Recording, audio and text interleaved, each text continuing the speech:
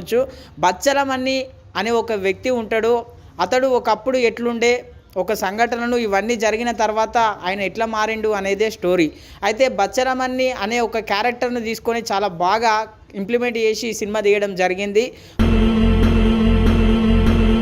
చూసిరు కదా ఫ్రెండ్స్, ఇది ఒక్క సీన్ చాలు అల్లరి నరేష్ యాక్టింగ్ ఏందో నిరూపించుకోవడానికి.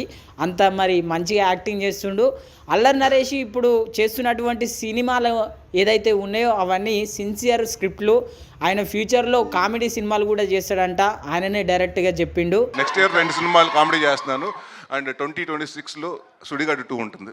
విన్నారు కదా ఫ్రెండ్స్, అల్లరి నరేష్ అయితే మొత్తం మీద కామెడీ సినిమాలు మళ్ళా చేస్తా అని చెప్పి మరి ఆయననే చెప్పడం జరిగింది. సుడిగాలి ఎంత పెద్ద బ్లాక్ బస్టరో మనందరం చూసినాం. మళ్ళీ సుడిగాలి 2తో మీ ముందుకు వస్తా అని చెప్పి ఆయననే ప్రకటించడం జరిగింది. మరి చాలామంది అయితే వెయిట్ చేస్తున్నారు ఆయన కామెడీ సినిమా కోసం. ఇప్పుడు మనం ముఖ్యంగా